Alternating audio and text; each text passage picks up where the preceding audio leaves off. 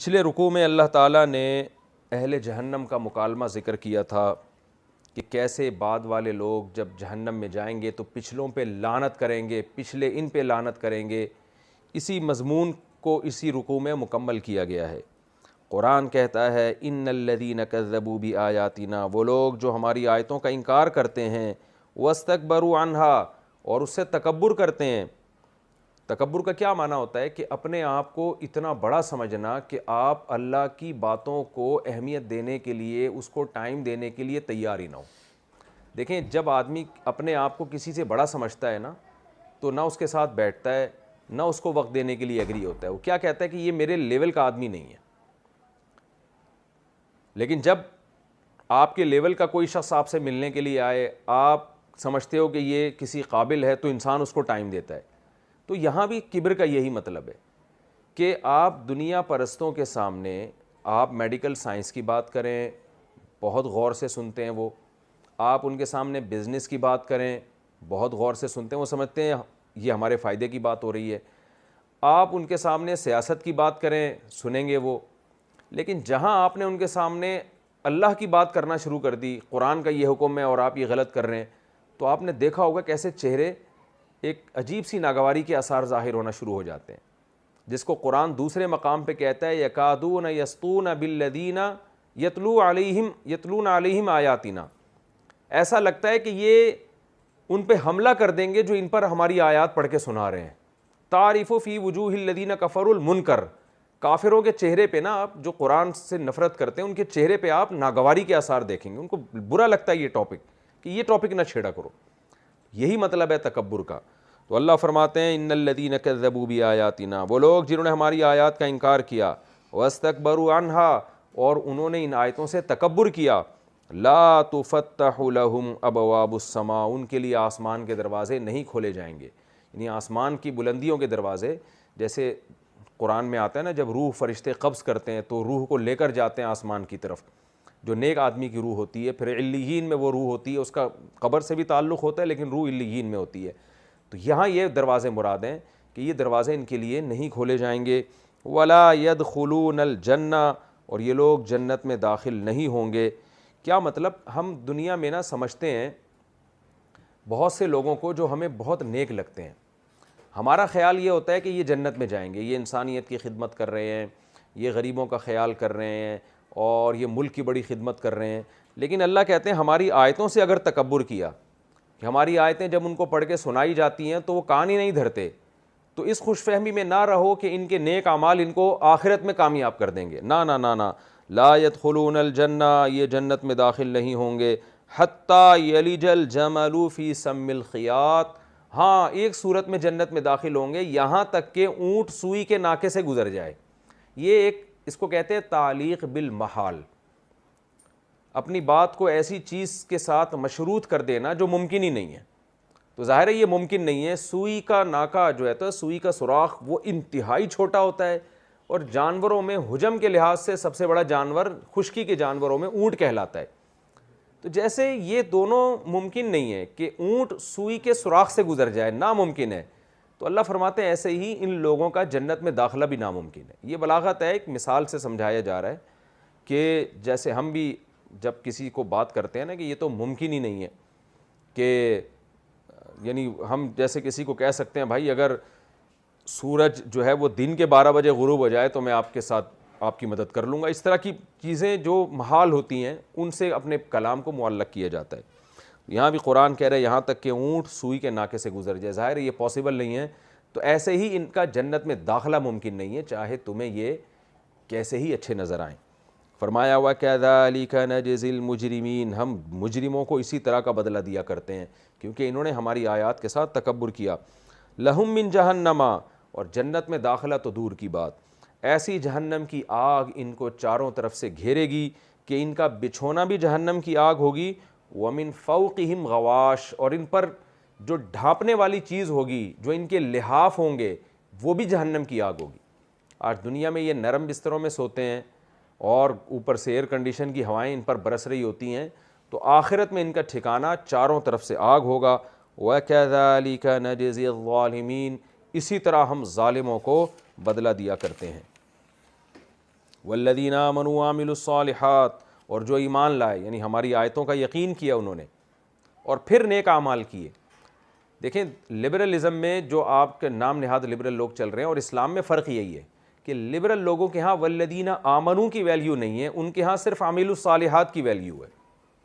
وہ صرف یہ کہتے ہیں کہ نیک عمل ہونا چاہیے آپ کا، تو ایمان اور عقیدے کی ان کی نظر میں ویلیو نہیں ہے۔ کہتے ہیں عقیدہ کیا ہے، آپ کا کانسیپٹ کیا ہے، آپ کا وہ آپ کا ذاتی مسئلہ ہے، وہ آپ جو مرضی رکھیں، لیکن جب آپ لوگوں سے ملیں، اچھے انداز سے ملیں، آپ ایگریمنٹ کو پورا کریں، تو عمل صالحات کو تو وہ ویلیو دیتے ہیں، آمنو کو ویلیو نہیں دیتے۔ دوسری بات یہ کہ عمل صالح کو بھی وہ خود ڈیفائن خود کرتے ہیں۔ مذہب نے عمل صالح کی جو ڈیفینیشن بیان کی ہے وہ اس کو نہیں مانتے۔ یہی وجہ ہے کہ ان کی نظر میں آپ اگر اپنے کنٹری کے ہیں، وفادار ہیں، تو دوسرے کنٹری پہ آپ اگر ظلم بھی کر رہے ہوں، آپ اپنے ملک کی فوج میں شامل ہو کر دوسرے ملک کی ایسی کی تیسی کر دیں آپ کسی غریب ملک کی، تو پھر بھی آپ وفادار کہلائیں گے، آپ اچھے کہلائیں گے۔ آپ جو بے حیائی دنیا میں پھیل رہی ہے، شراب اور جو کچھ جس کا میں تذکرہ کرتا رہتا ہوں، ان تمام چیزوں کے کرنے سے بھی آپ برے نہیں بنتے۔ تو دو فالٹ انہوں نے کیے، ایک تو ایمان کو اچھے عمل کی فہرست سے نکال دیا، عقیدے کو، اور دوسرا عمل صالح کو بھی خود ڈیفائن کیا کہ ہم بتائیں گے کہ عمل صالح کسے کہتے ہیں۔ تو قرآن ان دونوں کی نفی کرتا ہے۔ قرآن کہتا ہے عقیدہ زیادہ ضروری ہے عمل سے، پہلی بات تو یہ، اس لیے قرآن آمنو کو عامل الصالحات سے پہلے بیان کرتا ہے، اور عمل صالح کی بھی وہ ڈیفینیشن ہے جو اللہ اس کے رسول صلی اللہ علیہ وسلم نے بیان کی ہے۔ تو قرآن کہہ رہا ہے والذین آمنوا، وہ لوگ جو ایمان لائے، وعملوا الصالحات، اور نیک اعمال کیے۔ اب درمیان میں ایک جملہ معترضہ، لا نکلف نفسا الا وسعها، یہ جملہ معترضہ اس لیے آیا کہ جیسے ہی یہ بات آئے گی نا کہ جو ایمان لائے اور نیک عمل کرے، تو فوراً شیطان دل میں وسوسے ڈالتا ہے، بھائی یہ ہمارے بس کی بات نہیں ہے۔ چلیں ایمان لانا تو ممکن ہے، غیر مسلم یہ سوچ سکتا ہے کہ میں ایمان کیسے لے کر آؤں، میں تو ہندو گھرانے میں پیدا ہوا، میں اگر ایمان لاؤں گا تو میرے ماں باپ تو مجھے جان سے مار دیں گے۔ عیسائی یہ سوچ سکتا ہے میں اگر اسلام قبول کر لوں، میری تو ایسی کی تیسی ہو جائے گی، میرا تو پورا خاندان میرا بائیکاٹ کرے گا۔ اسی طرح جو ایمان لا چکے ہیں ان کو نیک عمل پہ یہ پرابلم ہو سکتی ہے کہ بھائی ہم کیسے بچیں زنا سے، شراب سے، 5 ٹائم نماز کی پابندی کیسے کریں، یہ تو بڑا مشکل کام ہے، اور اگر ہم ان پر عمل نہیں کرتے تو پیچھے قرآن نے جہنم کی وعیدیں سنائی ہیں کہ آگ میں ڈالوں گا میں۔ تو اس لیے شیطان کے ان وسوسوں کو ختم کرنے کے لیے اللہ نے درمیان میں یہ جملہ لے کر آئے، لا نکلف نفسا الا وسعها، ہم کسی نفس کو اس کی طاقت سے زیادہ کا پابند نہیں بناتے۔ کیا مطلب؟ اسلام نے ہر چیز میں تمہیں گائیڈ کیا ہے، جو احکام تمہیں دیے ہیں وہ تمہارے لیے قابل عمل ہیں، یہ ہرگز نہ سمجھو کہ اس پر عمل تمہارے لیے ممکن نہیں ہے۔ اس کی مثال ہے، کوئی ہندو آج مسلمان ہوتا ہے اور اس کو خطرہ ہے کہ مجھے بہت زیادہ مارا پیٹا جائے گا یا مجھے قتل کر دیں گے، تو اسلام اس کو اجازت دیتا ہے کہ آپ اپنے اسلام کو نمایاں نہ کریں۔ اگر آپ کو یہ ڈر ہے کہ آپ کو جان سے مار دیں گے یا آپ کو اتنا ٹارچر کریں گے جو آپ کے لیے ناقابل برداشت ہے، تو کوئی بات نہیں، آپ ایمان لے آئیں، کلمہ پڑھ لیں، اس کو ایکسپوز نہ کریں، اس کو نمایاں نہ کریں۔ آپ گھر والے جب آپ سے پوچھیں کہ آپ مسلم ہیں، آپ ان کے سامنے آپ کو جھوٹ بولنے کی اجازت ہے کہ نہیں بھی میں نے تو نہیں اسلام قبول کیا۔ تو شدید مجبوری کے وقت اللہ نے زبان سے کلمہ کفر کی بھی اجازت دی ہے نا سورہ مومن میں، قال رجل مؤمن من آل فرعون یکتم ایمانہ، فرعون کے دربار میں ایک شخص تھا جو فرعونیوں میں سے تھا، قرآن کہہ رہا ہے اس کی اسمبلی میں تھا، وہ اس نے کیا کیا، یکتم ایمانہ، اسلام لے آیا مگر اپنے اسلام کو چھپا دیا۔ اس کو پتا تھا میں اگر اپنے آپ کو مسلم شو کر دوں گا تو یہ تو مجھے بہت برے طریقے سے قتل کریں گے یہ۔ تو کتنی بڑی اللہ کی رحمت ہے، اللہ نے اسلام کا دروازہ غیر مسلموں کے لیے کھول دیا اور کہا لا نکلف نفسا الا وسعها۔ اسی طرح جو شخص عمل میں کمزور ہے، شراب نہیں چھوٹ رہی، اس سے زنا نہیں چھوٹ رہا، تو اللہ نے اس کا بھی بتا دیا کہ اللہ کسی کو اس کی طاقت سے زیادہ مکلف نہیں بناتے۔ تمہیں جو لگ رہا ہے نا کہ میں چھوڑ نہیں سکتا، یہ شیطان کا دھوکہ ہے، تم چھوڑ سکتے ہو، چھوڑنے کی تم میں طاقت نہ ہوتی تو اللہ تم پر حرام نہ کرتا۔ بعض نشے ایسے ہوتے ہیں کہ اگر فوراً چھوڑ دیے جائیں تو آپ کی موت کا خطرہ ہوتا ہے، تو وہاں علماء نے اجازت دی ہے کہ ایسے نشے کا کسی نے اپنے آپ کو عادی بنا لیا کہ فوراً چھوڑنے میں اس کو ڈر ہے کہ مر جائے گا وہ، تو اس کو بھی اتنی مقدار میں لینا کہ جان بچا سکے، اور آہستہ آہستہ وہ ساتھ ساتھ علاج بھی کرتا رہے، تو تمام فقہا کا اتفاق ہے کہ انشاءاللہ وہ اس میں گناہ گار نہیں ہوگا۔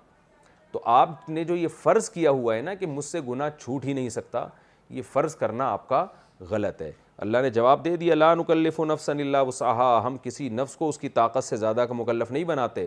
اگر آپ گرمیوں میں رمضان کے روزے نہیں رکھے جاتے تو آپ کے لیے جان بچانے کے لیے یا بیماری سے بچنے کے لیے روزہ توڑنے کی اجازت دے دی شریعت نے۔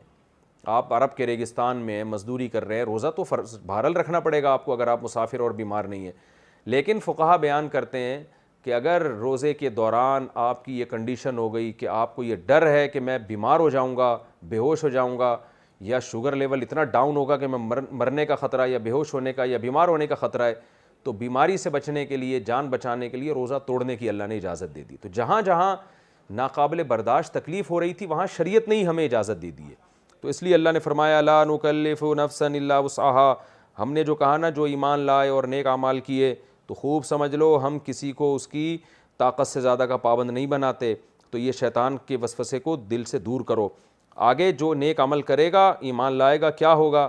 اولئک اصحاب الجنہ، یہ جنت والے لوگ ہیں، ہم فیہا خالدون، یہ اس میں ہمیشہ رہیں گے۔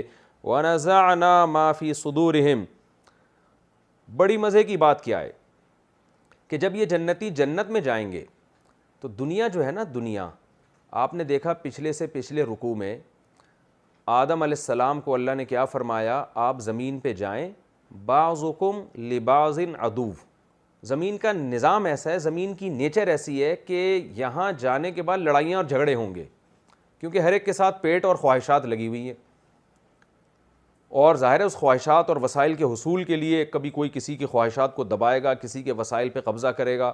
یہاں غلط فہمیاں بھی ہوتی ہیں، بعض جنگیں تو ہوتی ہیں وہ ظلم کی بیس پر ہوتی ہیں، اور بعض جنگیں غلط فہمیوں کی بیس پہ ہوتی ہیں۔ دو بھائیوں کو بھی لڑا دیا جاتا ہے جبکہ ان کی آپس میں کوئی نفرت نہیں ہوتی، جیسے حضرت معاویہ رضی اللہ تعالیٰ عنہ، حضرت علی رضی اللہ تعالیٰ عنہ کے درمیان جو دو جنگیں ہوئی ہیں، تمام اہل سنت والجماعت کا اس پر عقیدے کے طور پر اتفاق ہے کہ یہ جنگوں کی جو بیس تھی یہ بغض نہیں تھا، یہ نفرت نہیں تھی، بلکہ اس کی بیس ایک غلط فہمی تھی، اجتہادی خطا تھی۔ تو اس اجتہادی خطا کی بیس پر اگر پھر آپس میں نفرت پیدا ہو جائے تو یہ ممکن ہے، یہ نیک لوگوں میں بھی ہو سکتی ہے۔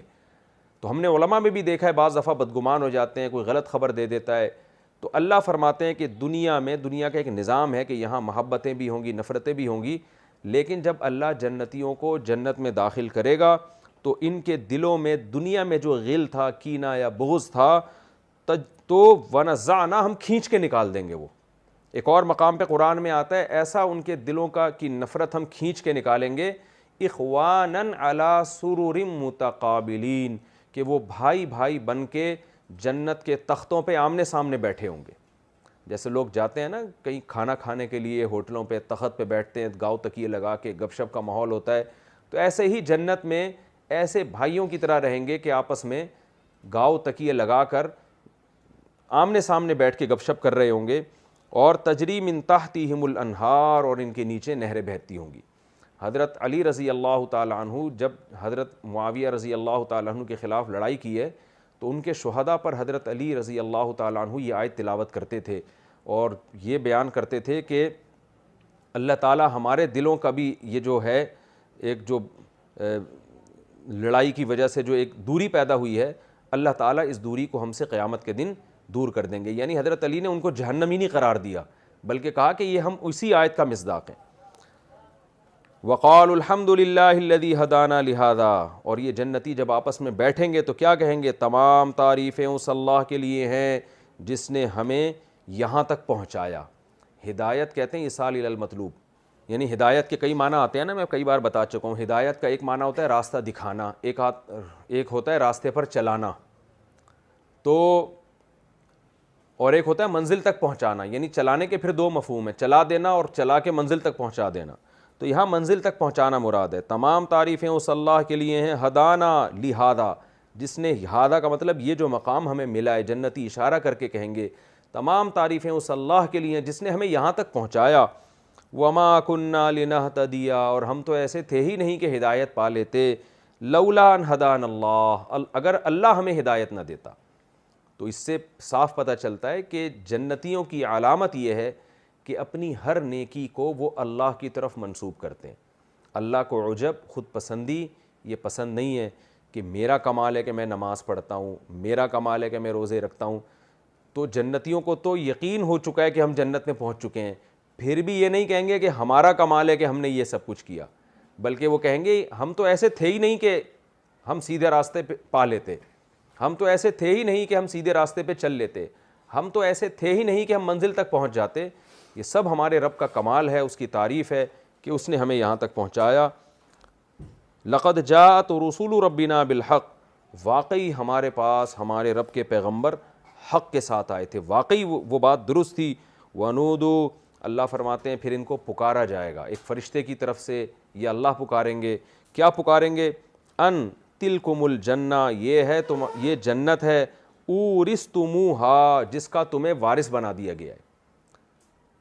وارث کا معنی کیا ہوتا ہے؟ باپ کا مال بیٹے کے پاس ہی آتا ہے. تو یہ ایسی چیز ہے جو تم سے مس ہونے والی تھی نہیں، تو تمہیں اس کا جانشین بنا دیا گیا ہے. بما کنتم تعملون، اس عمل کی وجہ سے جو تم کیا کرتے تھے. یعنی اللہ تعالیٰ بھی جیسے جنتی اللہ کی تعریف کریں گے کہ اللہ ہمارا تو کوئی کمال نہیں ہے، تو نے ہمیں توفیق دی تو ہم یہاں تک پہنچ گئے. تو اب اللہ جنتیوں کی تعریف کریں گے کہ تمہارا عمل تھا جس کی وجہ سے میں نے تمہیں یہاں تک پہنچایا. اس کے برعکس جہنم میں کیا ہو رہا ہے؟ جہنم میں بالکل الٹا ہو رہا ہے، ایک دوسرے پہ لان تان ہو رہی ہے. وہ کہہ رہے ہیں تمہاری وجہ سے ہم یہاں تک پہنچے، وہ کہیں گے کہ نہیں ہماری وجہ سے نہیں، تمہارے اپنے کرتوت تھے. تو جب انسان کو خوشی ملتی ہے تو خوشی میں وہ اگر وہ اس میں تکبر نہیں ہے تو یہ خوشی اس کے اندر اور زیادہ تواضع پیدا کر دیتی ہے.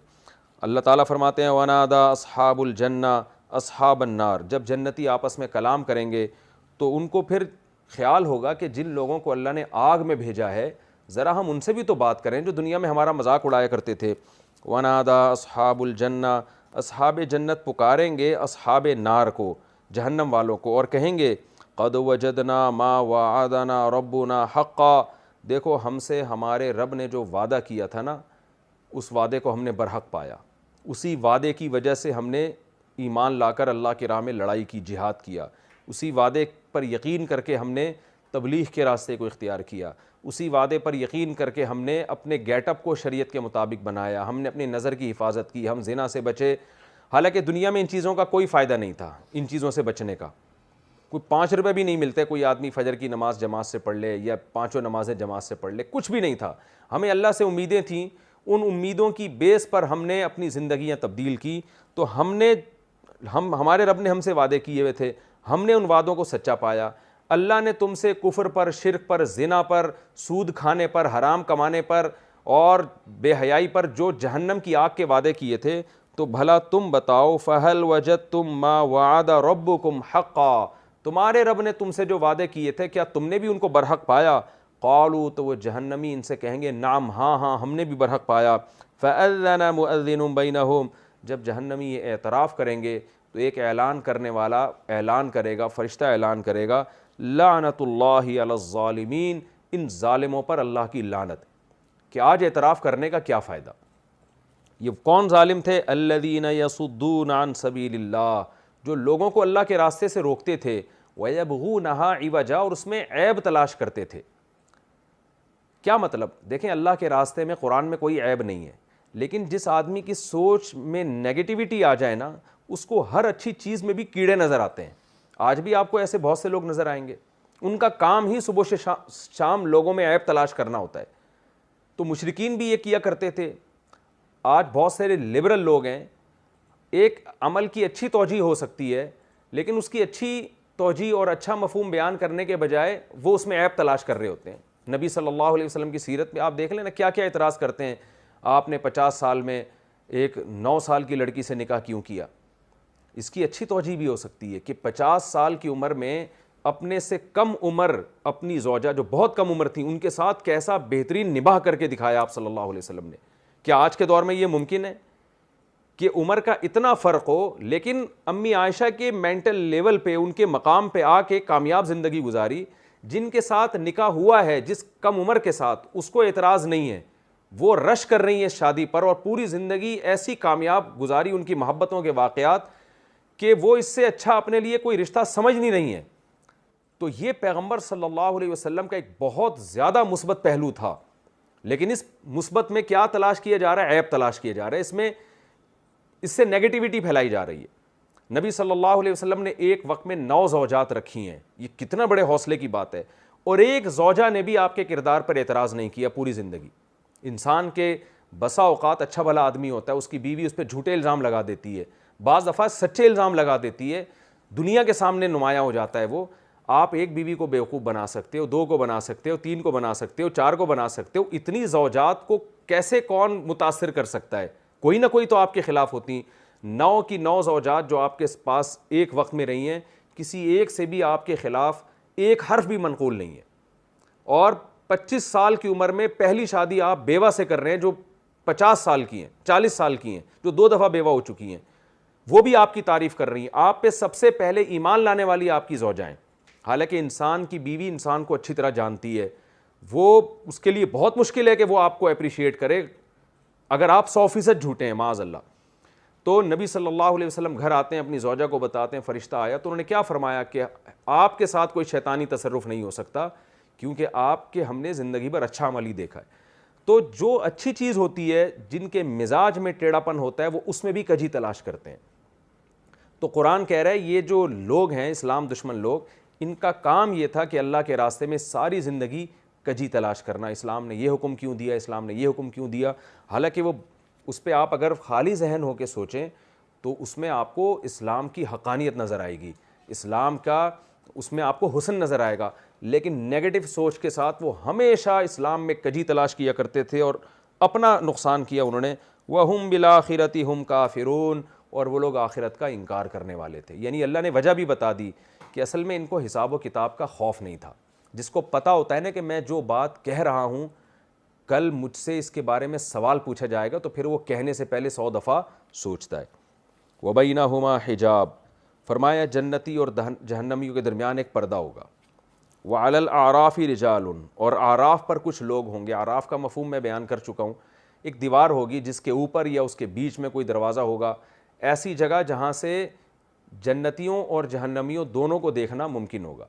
یہ کون لوگ ہوں گے؟ یہ وہ لوگ ہیں جو جنتی اور جہنمیوں کے بالکل بیچ میں ہوں گے. اب اس کی تفسیر میں مختلف اقوال ہیں. یہ بعض نے کہا جو زیادہ راجح بات ہے وہ یہ ہے کہ یہ وہ لوگ ہوں گے جن کے نیکیوں کا ترازو اور برائیوں کا ترازو برابر ہوگا. قاعدہ تو یہ ہے نا کہ جس کی برائیاں کا وزن زیادہ ہو گیا وہ جہنم, جس کی نیکیوں کا وزن زیادہ ہو گیا وہ جنت میں. کچھ لوگ ایسے بھی ہوں گے جن کا بالکل برابر برابر معاملہ ہوگا. کچھ اعمال کے لحاظ سے ایسا ہوگا کہ ان کو جہنم میں ڈالا جائے, کچھ اعمال ان کے ایسے اچھے ہوں گے, اتنے وزنی ہوں گے کہ وہ اعمال تقاضا کر رہے ہوں گے ان کو جنت میں ڈالا جائے. تو ان کا معاملہ روک دیا جائے گا اور یہ جنتیوں اور جہنمیوں کے درمیان لا کے رکھ دیے جائیں گے. پھر یہ جنتی اور جہنمی دونوں سے مکالمہ کریں گے. تو قرآن کہتا ہے وَعَلَى الْأَعْرَافِ رِجَالٌ يَعْرِفُونَ كُلًّا بِسِيمَاهُمْ, آراف پر ایسے لوگ ہوں گے جو ایک دوسرے کو نشانیوں سے پہچانتے ہوں گے. وَنَادَوْا أَصْحَابَ الْجَنَّةِ, یہ جنت والوں کو پکاریں گے اور کہیں گے السلام علیکم, تم پر سلامتی ہو. لم يدخلوها, قرآن کہتے ہیں ابھی تک جنت میں داخل نہیں ہوئے ہوں گے. وہم یطمعون, لیکن ان کو لالچ ہوگی, طمع ہوگی کہ کاش یہ خوبصورت جنت ہمیں بھی مل جائے. وَإِذَا صُرِفَتْ أَبْصَارُهُمْ تِلْقَاءَ أَصْحَابِ النَّارِ, لیکن جب ان کی نگاہیں جہنمیوں کی طرف پھیرائی جائیں گی, جہنمیوں پر ان کی نظر پڑے گی, قالوا, تو یہ کہیں گے ربنا لا تجعلنا مع القوم الظالمین, اے اللہ تو ہمیں جہنمیوں میں شامل نہ کرنا. حدیث سے یہ بات ثابت ہے کہ بالآخر اللہ تعالیٰ, بلکہ قرآن سے ہی اگلے رکوع میں انشاءاللہ یہ آیت آ رہی ہے کہ اللہ ان کو بالآخر اپنی رحمت سے جنت